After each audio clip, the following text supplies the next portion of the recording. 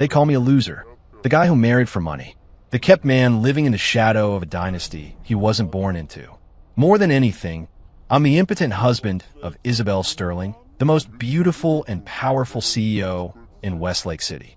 On my wedding day, I became the punchline to a citywide joke. But they don't know about the nights. They don't see the way the Ice Queen, my wife, watches over me while I sleep, her eyes red-rimmed and lost. They have no idea that a storm is brewing inside my body, a change that will rewrite everything they think they know about me. Useless. The voice, sharp as a needle, pierced the murmur of the reception hall. I looked up and met the gaze of my new mother-in-law, Victoria Sterling. Contempt was etched into every line of her perfectly made-up face. Today was my wedding.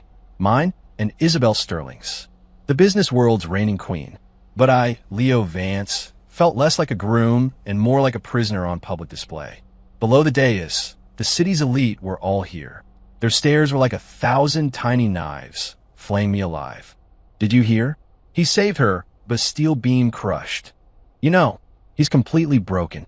Jesus, the Sterlings really brought a eunuch into the family. Poor Isabel, so beautiful.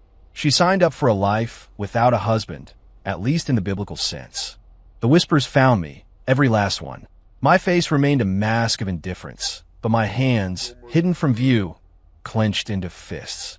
3 months ago, a crane collapsed at a Sterling Industries construction site. Isabel was trapped beneath a tangle of rebar and twisted steel. I was the only ex-Special Forces operator on the security team, the only one crazy enough to go in. I pulled her from the jaws of death. The price was a falling plate of steel that hit me just right, or just wrong. The doctors handed me a life sentence.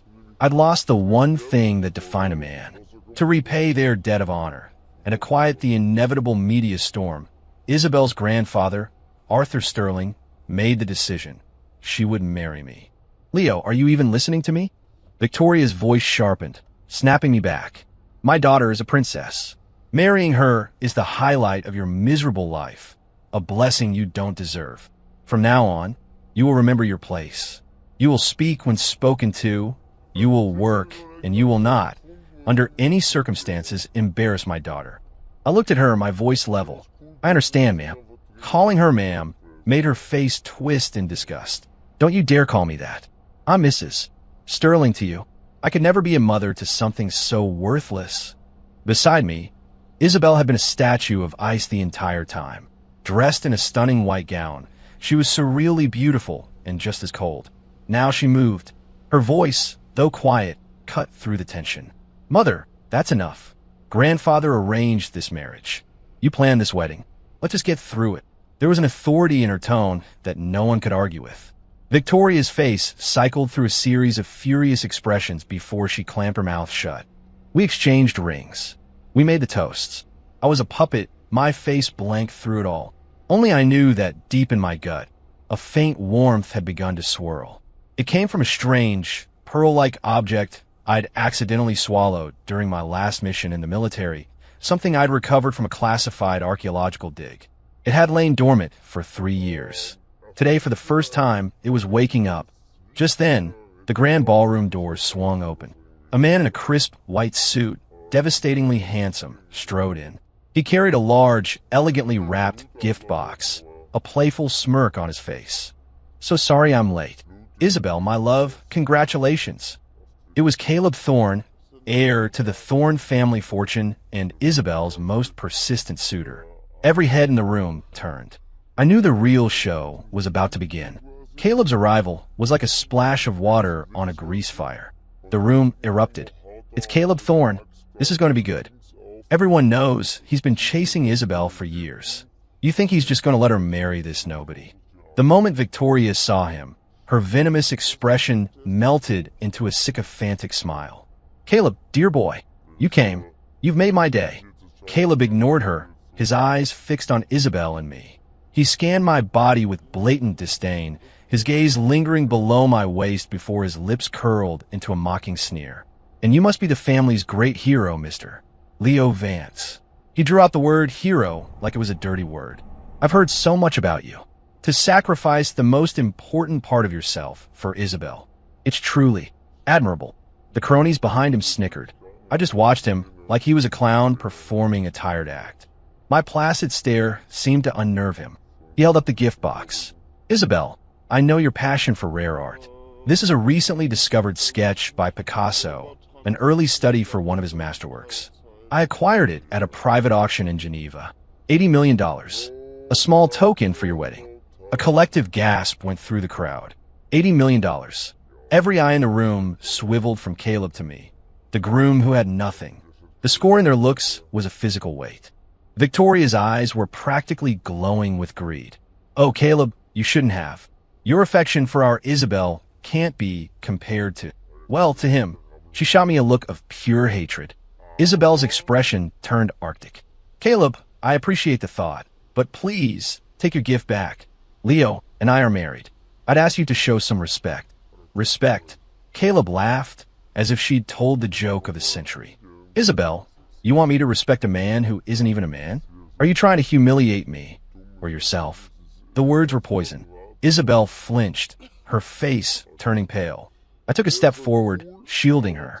My business is none of your concern, I said quietly. The warmth inside me was spinning faster now. Caleb sneered, about to retort. Suddenly, help! It's Mr. Sterling. He's not breathing. A butler scrambled out from a private room at the back of the hall, his face a mask of terror. The party dissolved into chaos. Isabel's face went white. She hiked up her wedding dress and ran. Victoria shrieked and followed. I was right behind them. Arthur Sterling was the bedrock of his family, and the only person who had shown me genuine kindness.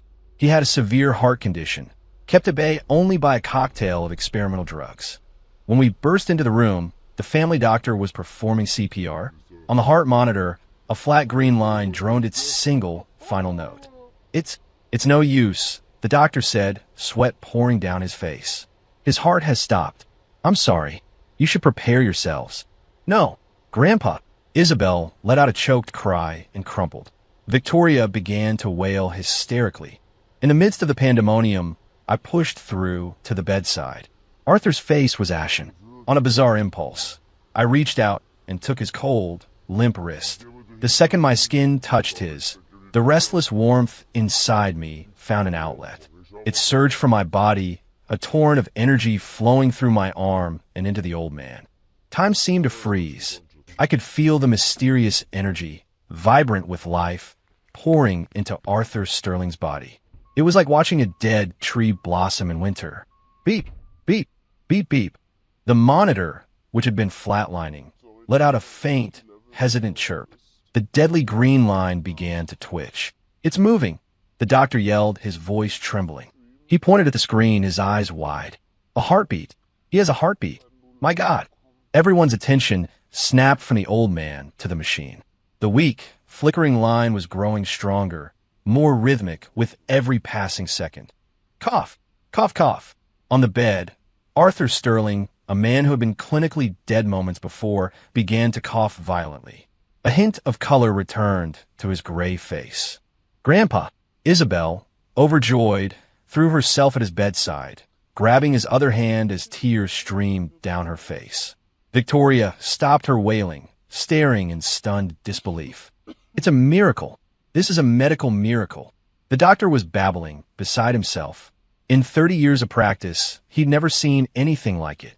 A dead man, coming back to life on his own. He frantically checked Arthur's vitals, growing more astounded by the second. Blood pressure stabilizing. Heart rate normal. Breathing steady. How was this possible?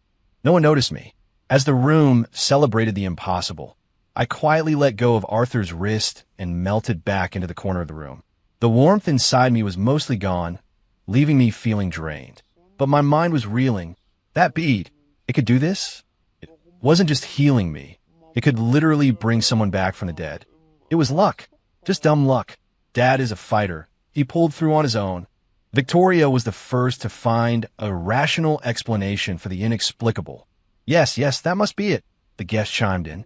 Believing in a fluke was far easier than believing the useless son-in-law had performed a miracle. Only Isabel, after her initial elation faded, looked through the crowd. Her cool, intelligent eyes, filled with a deep-seated question, found me in the corner. A moment ago, she thought she'd seen Leo holding her grandfather's hand. Was she mistaken? I met her gaze and gave her a simple, unassuming smile. I tapped my head. I learned a bit of combat first aid in the service. Must have hit a pressure point or something. Guess it worked. The explanation was laughably flimsy. But in that moment, it was the only one that made any sense. The suspicion in Isabel's eyes deepened. First aid? What kind of first aid could restart a dead man's heart? This man, she realized, was full of secrets. The wedding reception ended abruptly. Back in the lavish suite that was now technically ours, Isabel took a black card from her purse and held it out to me. Her voice was as cold as ever. There's $10 million on this. The pin is 6 zeros. Take it, leave the Sterling family, and go live your own life. Consider my family's debt to you paid in full. $10 million. A fortune to any normal person. For a loser like me, it was enough to live comfortably for the rest of my days. If Victoria knew her daughter was offering me this much, she'd have an aneurysm. I just stared at the card, making no move to take it. Isabel's brow furrowed. Not enough. I shook my head. Why? For the first time, a flicker of genuine confusion crossed her face. Because we're married, I said, looking her directly in the eye. I'm your husband, and this is my home. Isabel was stunned. She had prepared for every other possibility. That I would snatch the card and leave, babbling with gratitude. That I would be greedy and demand more. She never imagined I would refuse. And for those reasons. Husband. Home. The words, coming from my mouth, felt absurd. And yet, they stirred something inside her she couldn't name. Leo, you don't have to do this, she said, her tone softening slightly. I know you feel wronged. Don't listen to my mother. This marriage isn't fair to either of us. We can't. I interrupted, my gaze unwavering. I like it here. I interrupted, my gaze unwavering. You saved my life once, Isabel. I'm going to protect yours for the rest of it. From now on, your problems are my problems. She was speechless. Her cool, composed eyes, which had faced down corporate raiders and hostile takeovers, were now filled with a flicker of panic. This man was nothing like the weak, greedy, pathetic figure she had imagined. His eyes were calm, but they held an unshakable resolve, as if every word he spoke was a solemn vow. You. She opened her mouth, but nothing came out. She turned and disappeared into the master bathroom. That night, we slept in separate beds. I lay on a thin mattress on the floor, but my mind was wide awake. I closed my eyes and focused inward on my lower abdomen. The warm current, which had been reduced to a trickle after saving Arthur, was slowly regenerating. And as it did, it felt purer, more potent than before. I tried to guide the flow of energy toward the area of my injury, the place where doctors said everything was dead tissue and severed nerves. As the warmth washed over it, a tingling, itching sensation spread through me. It was working. A jolt of pure joy shot through me. The doctors had said the damage was irreversible, but this mysterious energy was reawakening my body, cell by cell. The process was slow, but it was happening. I saw a path forward. If I kept this up, I wouldn't just be healed. I'd be stronger than I ever was before. The next morning, bang, bang, bang, violent knocking rattled the door, followed by Victoria's shriek. Open this door. Isabel. Leo. Get out here now. I opened my eyes. Isabel, already awake and furious, stalked to the door and threw it open. Victoria stormed in, flanked by 2 maids. Her eyes darted around the room, landing on the perfectly made bed where Isabel had slept, and then on my makeshift bed on the floor.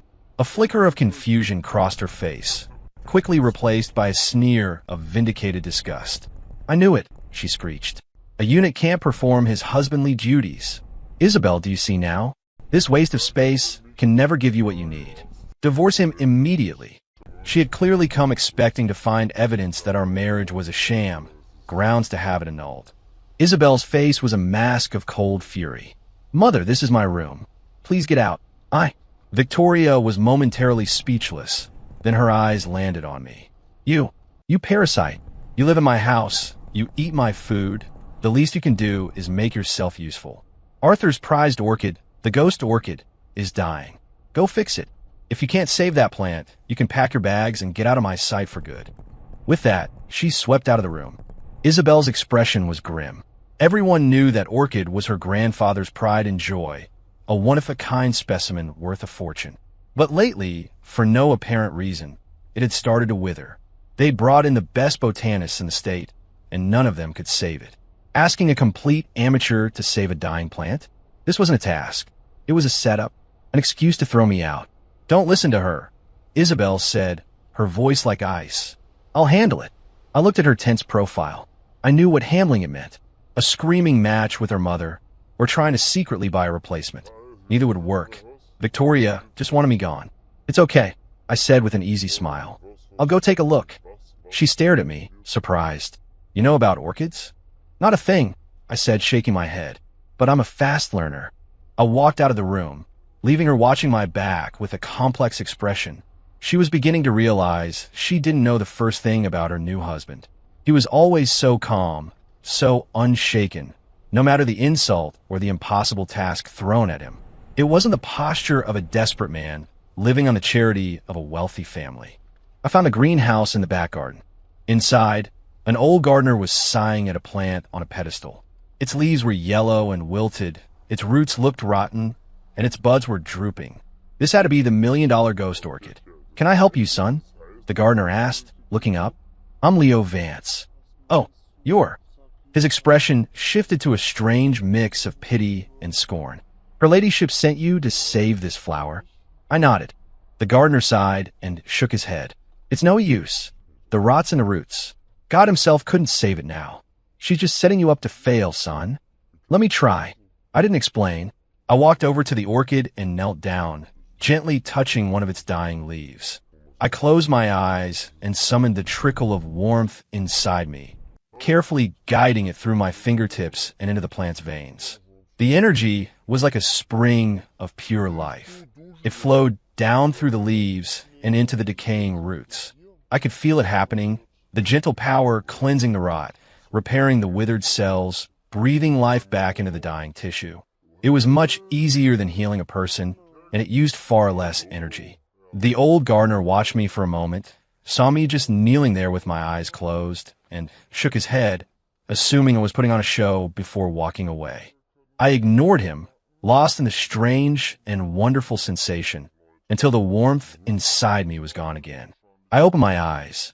Outwardly, the plant looked no different, but I knew its roots were alive. The rest was just a matter of time. Just then, a contemptuous voice echoed from the doorway. Well, if it isn't the Sterling family's great hero. Change careers? You're a gardener now. I turned. It was Caleb Thorne again. Behind him, several of his lackeys held a massive funeral wreath, woven from funereal white lilies. He slammed the wreath on the floor. I heard Arthur's favorite flower was on its last legs. I brought this to express my condolences in advance. You'd better work fast, Leo. If that thing dies, I doubt Grandpa Sterling will want to keep his new son-in-law around. His face was a mask of smug satisfaction. He was here to gloat. He was still furious that Arthur's miraculous recovery had ruined his wedding day spectacle. When he'd heard about Victoria's impossible demand, he'd rushed right over with the funeral wreath. This wasn't just a taunt, it was a curse. On behalf of the orchid, I thank you for your concern, I said, standing up and brushing the dirt from my hands. Ha! Caleb roared with laughter. Leo, you really think you're something, don't you? You're a leech, a nobody. Do you honestly believe you can save this plant? Stop dreaming. He pointed at the orchid. Look at it. The leaves are yellow. The roots are rotten. A team of gods couldn't save it. And you're here pretending you can? His friends chimed in. He's a con artist, mister. Thorne, I bet he can't even tell a weed from a flower. I ignored them and looked directly at Caleb. Tomorrow, it will bloom. My voice wasn't loud, but it carried through the sudden silence of the greenhouse. Caleb's smile froze on his face. His friends stopped laughing. A few seconds later, he burst into an even louder, more hysterical fit of laughter. Bloom? Ha! Leo, did that steel beam scramble your brains too? This plant is dead. You say it's going to bloom tomorrow? Tell you what, if you can make this thing bloom by tomorrow, I will eat this entire wreath of lilies, right here on the spot. He was utterly certain I was talking nonsense. Even a healthy orchid couldn't be forced to bloom on command, let alone a dying one. All right, I nodded. I'll be waiting. Without another glance at him, I walked out of the greenhouse, leaving him and his cronies staring after me like I was a lunatic. He's insane. Absolutely insane, Caleb muttered. But for some reason, a tiny seed of doubt had been planted in his mind. There was something about Leo Vance's unnerving calm that he couldn't shake. The next morning, the old gardener was the first to arrive at the greenhouse, as always. He came prepared to dispose of the ghost orchid's remains. But when he pushed open the door and saw the plant on its pedestal, he froze. The watering can slipped from his fingers and clattered to the stone floor. He rubbed his eyes, convinced he was hallucinating. The orchid that had been withered and dying just yesterday was now utterly transformed. Its leaves were a vibrant, healthy green, glistening in the morning light. And nestled among them, several elegant, pristine white flowers had opened, their petals like sculpted silk. They stood proud and perfect, radiant in the dawn. How was this possible? The gardener reached out a trembling hand, wanting to touch the petals, but afraid to disturb what could only be a divine act. It bloomed. It really bloomed, he shouted, his voice filled with ecstatic disbelief. His cry brought the whole house running. Victoria, Isabel, and even Arthur Sterling, who was up and about, all rushed to the greenhouse. When they saw the orchid, now in full, magnificent bloom, their faces mirrored the gardener's. Shock, awe, utter bewilderment. My God, it's a miracle, a true miracle, Victoria whispered, her hand over her mouth. Arthur Sterling was so moved he had tears in his eyes. He rushed forward to examine the plant. It's alive. It's really alive. It's more beautiful than it ever was. Only Isabel wasn't looking at the flower. Her eyes were scanning the crowd, searching for one person, Leo Vance. It was him again. Could this really be a coincidence? Just then, a familiar, arrogant voice cut through the air. I have to see this for myself. What kind of magician can bring a dead flower back to life? Caleb Thorne strode in, followed by a middle-aged man in a tweed jacket and gold-rimmed glasses who looked like a university professor. Caleb was convinced I had used some kind of trick. So today he brought Dr. Alastair Finch, the most famous botanist in the state, to expose my fraud. I've got it figured out, Caleb announced, pointing a finger at me. You swapped the plant, didn't you? Slipped in a healthy one when no one was looking. Well, the jig is up, Vance. Your little con is over. Caleb was practically vibrating with smug confidence. Dr. Finch was the ultimate authority. One word from him, and I'd be exposed as a fraud and thrown out of the Sterling mansion in disgrace. He swapped it. Victoria latched on to the idea instantly. Of course. That has to be it. I knew a loser like you couldn't possibly have saved it. Leo Vance, how dare you try to deceive this family? She looked like she was ready to physically attack me. Arthur Sterling frowned, his joy now tainted with doubt. It was, after all, unbelievable. Isabel's heart was in her throat. She looked at me, a flicker of worry in her eyes. I remained calm and simply gestured to the plant. Dr. Finch, please. The professor adjusted his glasses and approached the ghost orchid. He took a long look, an expression of pure admiration on his face. Then he pulled on a pair of white gloves, took out a magnifying lens, and began his examination. He was meticulous, studying everything from the veins on the petals to the texture of the leaves and the composition of the soil. The greenhouse was dead silent. A triumphant smirk was already forming on Caleb's face. For him, the verdict was a foregone conclusion. Slowly, Dr. Finch's expression changed. It went from calm appraisal to serious concentration, then to shock, and finally to utter mind-bending disbelief. He put down his lens and took off his gloves, looking as though all the strength had been drained from his body. Well, Professor, Caleb demanded impatiently. Tell them it's a fake. Dr. Finch didn't even look at him. He looked at me, his eyes wide with a kind of awe reserved for witnessing the impossible. Young man, he whispered, his voice trembling. How in God's name did you do this? Caleb's smile vanished. Professor, what are you talking about? Dr. Finch took a deep breath and turned to the assembled family. I will stake my 30-year professional reputation on this, he said, his voice ringing with conviction. This is, without a single doubt, the original ghost orchid. A collective gasp filled the greenhouse. No, Caleb shrieked. That's impossible. Professor, you must have made a mistake. Or, how much did he pay you? I'll double it. Silence. Dr. Finch roared, his face flushing with anger. Mr. Thorne, you can question my integrity, but you will not question my expertise. The root system of this plant still shows microscopic traces of the rot from yesterday. And yet, its cellular vitality is stronger than any specimen I have ever seen. It defies the laws of biology. This was not done by human hands. This is a work of divine intervention. The more he spoke, the more excited he became.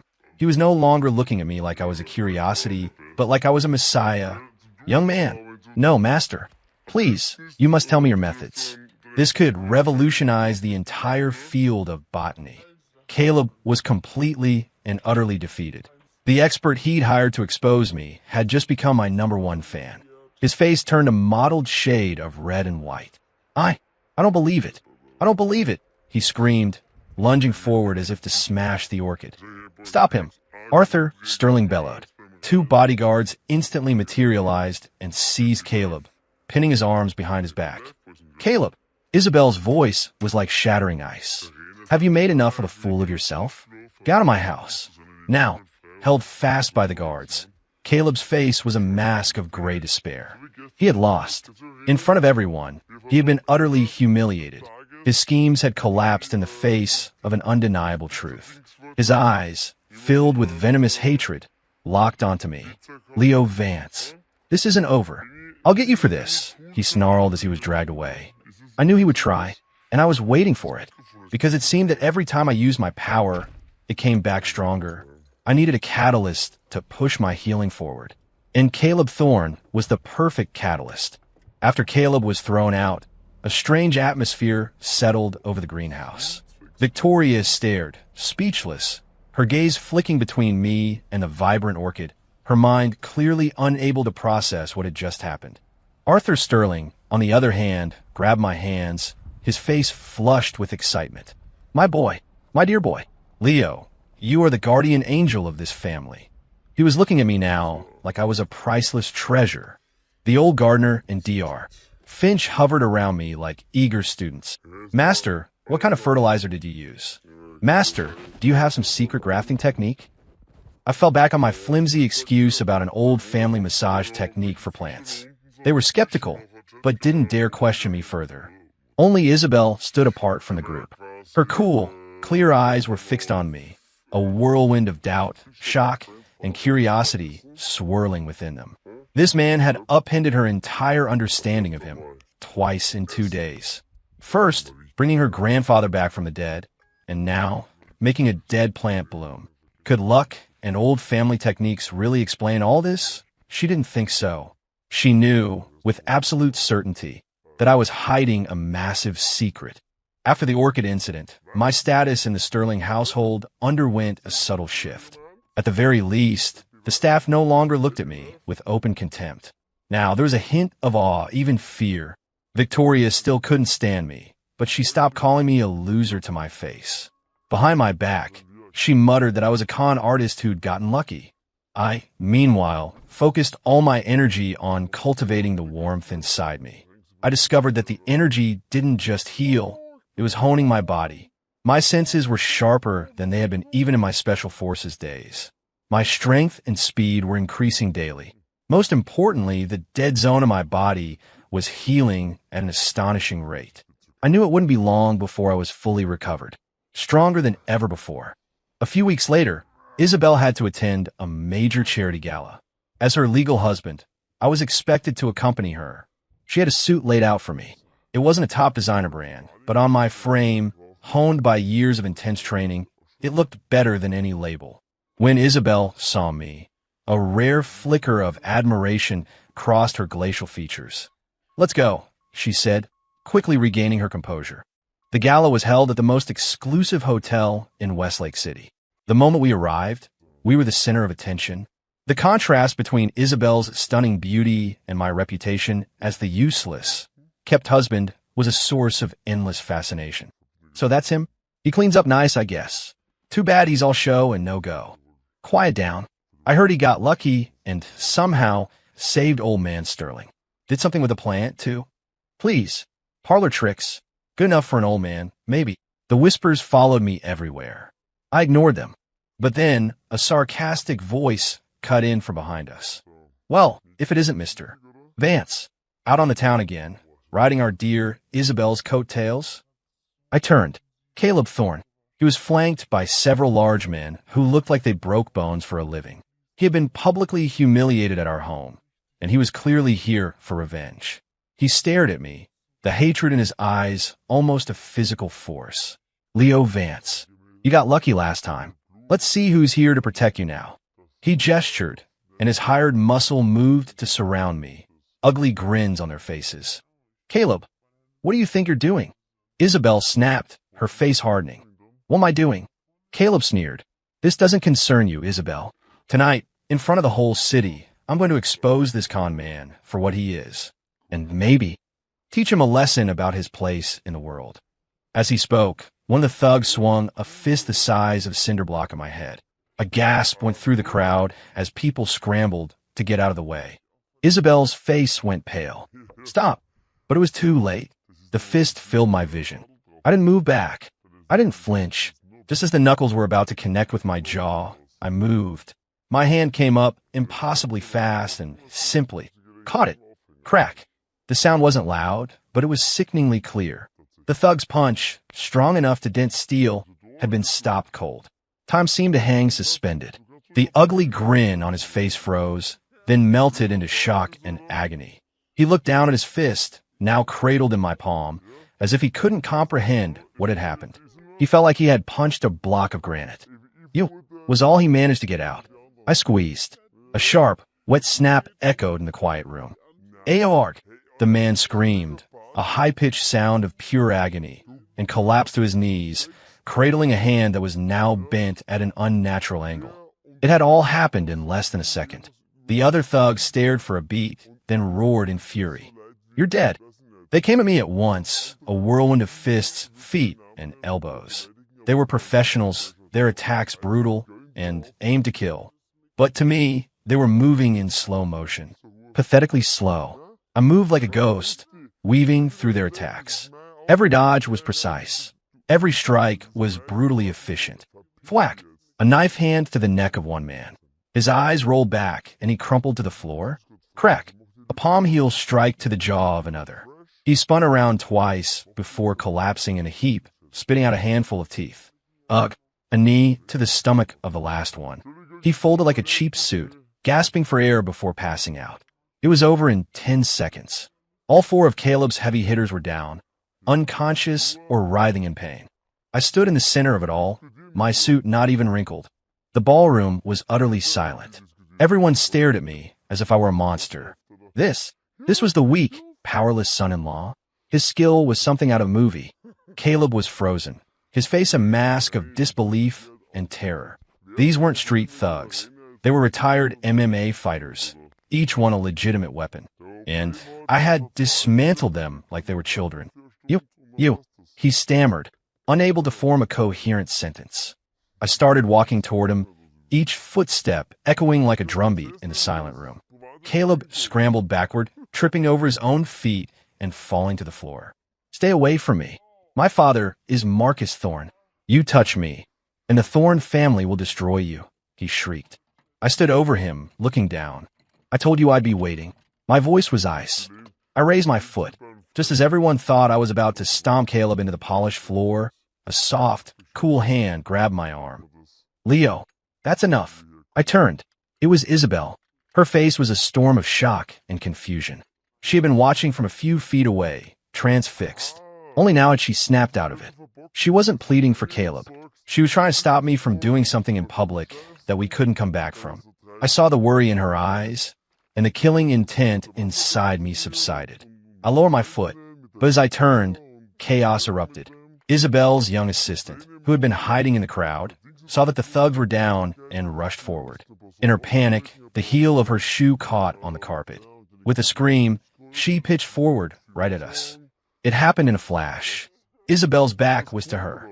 There was no time to react. Without a thought, I pulled Isabel into my arms, spinning us around so my back was to the falling assistant. Wham! The impact felt like I'd been hit by a linebacker. I stumbled forward, holding Isabel tight against my chest. She let out a small gasp, her body flush against mine. Soft, warm, and smelling faintly of jasmine. It was the first time we had ever been this close. I could feel her heart hammering against my ribs. My own heart skipped a beat. "Oh my God, Ms. Sterling, I'm so sorry, so sorry," the assistant stammered, scrambling to her feet, her face sheet white with terror. "I'm fine," Isabel said, pulling away from me, a faint blush on her cheeks. She glanced from her terrified assistant to me, her cool eyes turbulent with emotion. In that one moment, when I had shielded her without hesitation, a crack had appeared in the ice around her heart. She had felt for the first time in a long time, completely safe.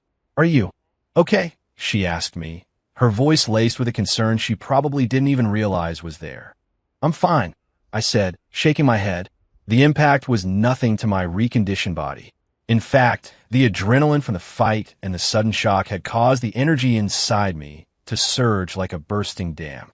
It roared through my veins, a tidal wave of power that slammed against the last vestiges of my old injury. Boom! Something inside me shattered. A feeling of absolute wholeness, of immense power, flooded every cell of my being. I was healed, completely, and I was 10 times stronger than I had ever been before. My face remained impassive, but inside, I was roaring with triumph. By now, the rest of the ballroom had recovered. Caleb, seeing his chance, had already crawled away and vanished.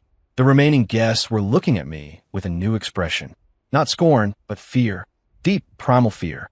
This man wasn't just a skilled fighter. He was a protector. He was dangerous. Was he really the gold-digging loser everyone thought he was? "Who are you?" Back in our suite, the silence was deafening. Isabel finally asked the question that had been burning behind her eyes all night. She stared at me, trying to peel back the layers and see the truth. A man who could heal the dying, resurrect plants, and fight like a demon. That man was not a nobody. I met her gaze. "I'm Leo Vance," I said softly. "Your husband." "That's not what I'm asking." Her voice rose with frustration. "Your skills, your knowledge. None of it makes sense." "I learned it in the army," I said, a half-truth. "The army," she scoffed. "What unit turns out soldiers like you?" "One you don't need to know about," I said, my voice low. "Isabel, all you need to know is that I'm here now, and no one will ever hurt you again." My words hung in the air between us. She stared into my eyes, and her own heartbeat quickened. She opened her mouth to ask more, but I closed the distance between us. Her back hit the cool wall of the suite. She was trapped. What are you doing?" she whispered, her voice trembling slightly. I didn't answer. I leaned in, my eyes fixed on her lips. Her own eyes widened. Her mind went blank. She wanted to push me away, but her body wouldn't respond. I stopped, my lips a mere breath from hers. I could feel her warmth, smell her scent, see the panic and confusion in her beautiful eyes. A slow smile spread across my face. "Good night," I whispered. Then I stepped back, turned, and went to my mattress on the floor. Isabel stood frozen against the wall, her heart racing, her face burning. That bastard. Was he toying with her? For the first time in her 26 years, a man had been so brazen. And the strangest part was, she wasn't disgusted. She was flustered and thrilled. That night, Isabel Sterling did not sleep. The next day, the unthinkable happened. Marcus Thorne, Caleb's father and the CEO of Thorne Industries, arrived at the Sterling mansion bearing extravagant gifts. The first thing he did was force his son to kneel in the center of the grand foyer. "You worthless brat, apologize to Mr. Vance and Ms. Sterling now," Marcus roared, kicking his son in the back. Caleb, his face a mask of sullen fury, mumbled, "Mr.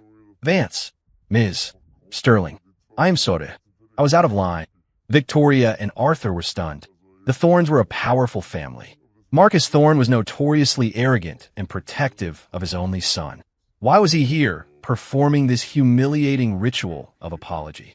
"Marcus, what is all this?" Arthur asked, completely bewildered. Marcus Thorne forced a smile that looked more like a grimace. "Arthur, my friend, it is my failure as a father. This boy overstepped his bounds. I've already half killed him for it. I brought him here today to be at Mr. Vance's disposal. His posture was deferential. More than that, it was fearful. Everyone could see it. Marcus Thorne was afraid of me. But why? So I could fight? That shouldn't be enough to terrify a man like him. Only I knew the truth. After the gala, I had sent Marcus Thorne a single text message from a burner phone. It contained just 4 words. Ghost Talon, Alpha 7. Only a handful of people in the country knew what that designation meant. It was the name of the most elite, most secret, and most lethal special operations unit in the United States military. And I, Leo Vance, had been Alpha 7.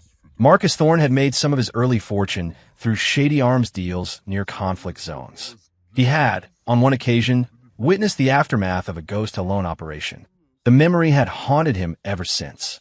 When he saw that name on his phone, he had nearly had a heart attack. He couldn't believe that the man his son had tried to destroy was one of those legendary, unstoppable phantoms. 1 Thorne Industries was nothing against that kind of power. 10 Thorne Industries were nothing. That won't be necessary, I said calmly. Just make sure it never happens again. Yes. Of course. I swear it. Marcus nodded frantically. If he ever bothers you or your wife again, I will break his legs myself. He then hauled his son to his feet and practically ran out of the house. The foyer was silent. Victoria and Arthur stared at me like I was an alien. A few words in a text message had brought Marcus Thorne to his knees. Who had their daughter married? Isabel was just as shocked, her eyes burning with curiosity. Ghost Talon, Alpha 7? What did it mean? Just then my phone rang. A blocked, encrypted number. I stepped away to answer it. A gruff, powerful voice I hadn't heard in 3 years came through the line. All right, kid. Playtime's over. It's time to come home.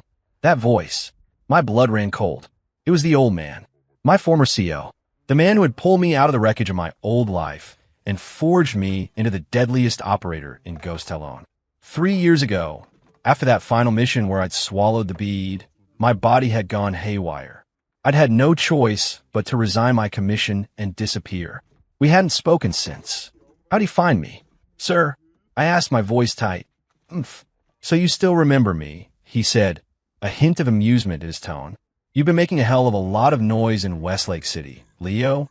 Raising the dead, fighting in public. You think I wouldn't hear about it? So, he'd been watching me all along. Is there a mission? I asked, cutting to the chase. Smart kid, he said, his voice turning serious. Remember that last stop? The dig? The thing we pulled out of that tomb? We have a problem. The tomb. The place where I'd found the bead. My heart sank. What kind of problem? The bronze sarcophagus we brought back. It started emitting some kind of energy field a few weeks ago. Every scientist who gets near it suffers from changes, genetic mutations. Some have died. We think it's connected to what happened to you, to the abilities you now have. He paused. We need you back, Leo. You might be the only one who can figure this out. The only one who can control it. I was silent. Go back. Back to that world of blood and shadows. I glanced back into the foyer. Isabel was watching me, her face etched with concern. Sometime over the last few weeks, this woman had carved out a space in my heart. I wasn't alone anymore. I had something to lose. I need to think about it, I said.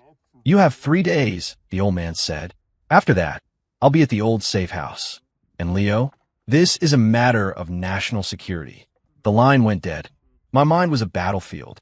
On one side, my duty, my country. On the other, my wife, this new life I was just beginning to build. Is everything okay? Isabel asked, walking over to me. I looked at her and felt the overwhelming urge to tell her everything. But the world of Ghost Talon was too dark, too violent. I couldn't drag her into it. It's nothing. Just an old friend, I lied. She didn't believe me. She looked at my troubled expression, then did something that stunned me. She reached out and took my hand. Hers was soft and cool, but it sent a jolt of warmth through my entire body. Leo, she said, her gaze steady and serious. I don't know what you've been through. I don't know what secrets you're carrying, but I know you're my husband. And whatever it is, we'll face it together. Her words hit me like a physical blow. I looked into her clear, determined eyes, and all my doubt and conflict vanished. I squeezed her hand. Okay. Suddenly, Victoria screamed, pointing a trembling finger at the large television in the living room. Look, the news. We all turned.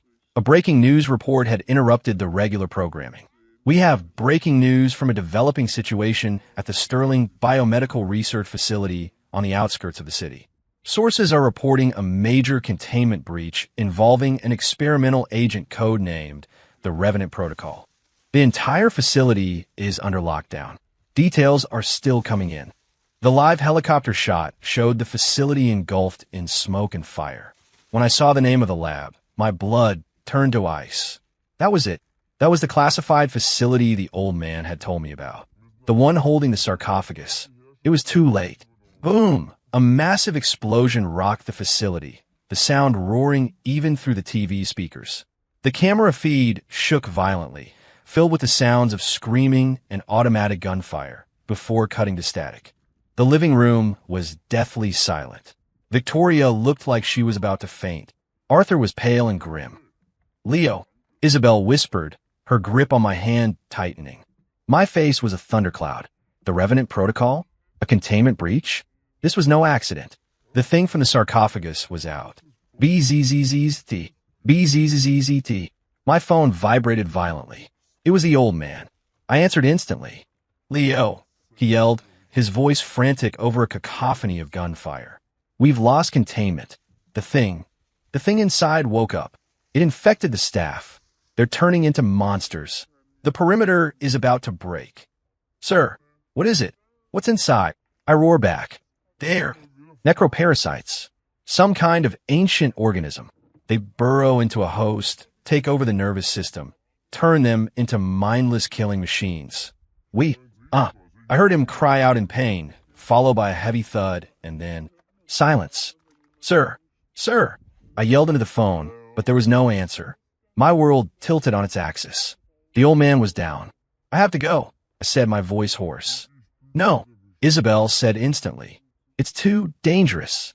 You can't." "I have to," I said, turning to her, my eyes blazing with a resolve she couldn't argue with. "My team is in there. My responsibility is in there." "But, Isabel," I said, grabbing her by the shoulders. "Trust me, I will come back." Then I turned and ran. "Leo," she screamed after me. I didn't look back. I sprinted out of the mansion, jumped into the most nondescript sedan in the garage, and floored it, tearing toward the outskirts of the city. The air was filled with sirens. The entire city was mobilizing. 20 minutes later, I reached the military cordon around the facility. It was a war zone. Soldiers were in a desperate firefight with things that were once human. Pale skin, red eyes, moving with terrifying speed and strength, shrugging off bullet wounds as they swarmed the barricades. The infected, exactly as the old man had described. "Halt! This is a restricted military zone," 2 soldiers yelled, leveling their rifles at me. I didn't waste words. I pulled a black titanium card from my wallet. Stamped on it was a stylized Hawk's Talon and a short alphanumeric code. Ghost Talon, Alpha 7. I'm assuming command. The soldiers' eyes went wide when they saw the emblem. They snapped to attention. "Sir." "Yes, sir." "Situation report. Where's the command post?" I yelled, running toward the front line. "It's bad, sir. We're being overrun. General Miller is in that armored personnel carrier." I sprinted to the APC and threw open the door. A 1-star general was screaming into a radio. "Hold the line. I don't care what it takes. Nothing gets out." He looked up as I entered. "Who the hell are you?" I flashed the ID. The general's eyes nearly popped out of his head. He shot to his feet and saluted. "Commander Vance, what are you doing here?" He knew me. "Forget that. Where's the old man?" I snatched a pair of binoculars from his desk and scanned the burning facility. The general's face fell. "Sir," he was covering the evacuation of the research data. "He's trapped inside. In the central lab." My world stopped for a second. Trapped. In the heart of the nightmare. "Where is the central lab?" I snarled. "Sub-level 3 of the main research building," the general said, pointing. "But, sir, it's completely overrun. We sent in 3 elite fire teams. We lost contact with all of them. It was a death trap. Give me a weapon, ammo, and a full tactical suit," I said, dropping the binoculars. "Sir, you can't," the general protested. "It's a suicide mission." "Suicide?" I gave him a cold, hard smile. "General, I don't do suicide missions. I do clean up." My stare silenced him. He saw in my eyes the man he had only heard stories about. The unstoppable phantom of Ghost Talon. Without another word, he barked orders into his radio. 5 minutes later, I was geared up. The best armor, the best rifle, and a pack full of explosives. I stood at the edge of the barricade, looking into hell. "Godspeed, Commander," General Miller said, saluting my back. Every soldier on the line paused to watch me. I took a deep breath, and the powerful energy inside me surged, flooding my body with strength I'd never known. Then I moved.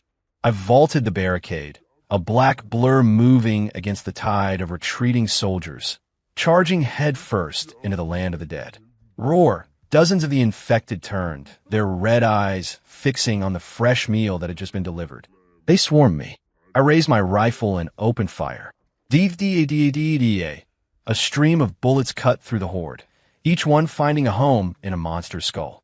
Headshot, after headshot, after headshot. With my enhanced senses, their lightning-fast movements were like a slow dance of death.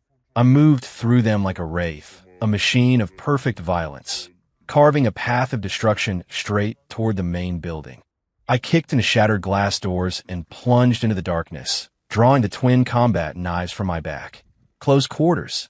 This is what I was made for. Flashes of steel in the dark. The wet sound of blades cutting through flesh. I was a whirlwind of death, clearing the way to my only objective. Sublevel 3. The central lab. The old man. I found the entrance. It was eerily quiet.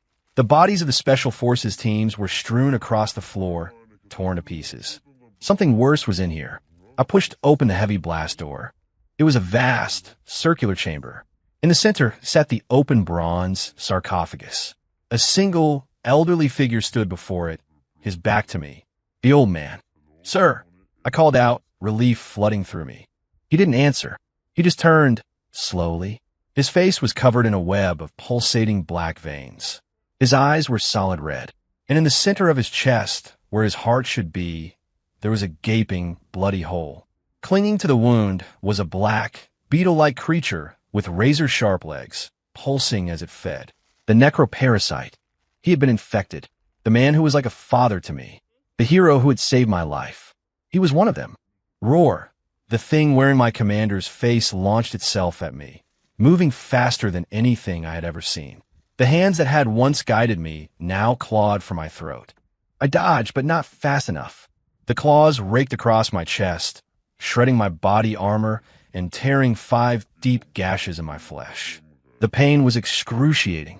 "Sir, wake up. It's me. It's Leo," I screamed, hoping to reach the man inside. The only answer was a fresh wave of attacks, a brutal, relentless assault using the very combat techniques he had taught me. I could only dodge, backpedaling, unable to bring myself to fight back. I couldn't hurt him. My hesitation cost me. A blow caught me in the shoulder, sending me flying into a concrete wall. I collapsed, coughing up blood. As he stalked toward me, I felt despair wash over me. This was it. This was how I was going to die. But then, something happened. The energy inside me, drawn to my wound, roared to life. It wasn't a gentle warmth anymore. It was a searing, golden fire, erupting from the bead in my core and engulfing my entire body in an inferno of power. The infected old man lunged for the final kill. This time I didn't dodge. My eyes burned with a terrible resolve. I thrust my right hand forward, and the golden energy coalesced in my palm, causing it to glow. I met his claws with my open hand. There was no sound of impact, only a high-pitched sizzling. The moment my glowing palm touched him, the golden energy erupted into a cleansing fire, consuming his body. A scream tore from his throat, but it wasn't a scream of rage. It was a scream of release. The parasite on his chest shrieked as it was vaporized into ash. The black veins on his face receded. The red in his eyes faded, replaced by the familiar, clear gaze of my commander. Tears streamed down his weathered face. "Leo, my boy, well done." With his last breath, his body went limp, and he collapsed into my arms. The wound in his chest was too great. His heart was gone. Nothing could have saved him. "Sir," I screamed, cradling his body, my heart shattering into a million pieces. 6 months later, Westlake City had healed. The official story was a gas line explosion at the biomedical facility. A tragedy quickly forgotten. At the Sterling mansion, I stood in the back garden, watering the ghost orchid. It was thriving. I turned and saw Isabel walking toward me across the lawn. She wore a simple white sundress, and the smile on her face outshone the sun. She came to my side and linked her arm through mine. It felt like the most natural thing in the world. "What are you thinking about?" she asked softly. "Just thinking how beautiful my wife is," I said, leaning down to kiss her forehead. She blushed, but didn't pull away. The day I walked out of that lab, carrying the old man's body, I became a national hero. They offered me medals, promotions, a new command. I turned it all down. I retired. For good. I had made a promise to the old man to live a full life for both of us. And I had made a promise to a woman to protect her for the rest of mine. "By the way," Isabel said, her face turning a deeper shade of pink as she looked down at her feet, "my mother suggested that it might be time for you to move your things into the master bedroom." I stared at her for a second, then burst out laughing. I scooped her up into my arms, and she let out a surprised yelp, wrapping her arms around my neck. "As you wish, Mrs. Vance," I said, carrying her toward the house. The sun was warm, the breeze was gentle. Our new life, the real one, was just beginning. As for the secrets of the bead and the golden energy still flowing through my veins, we would have a lifetime to figure those out. Together. And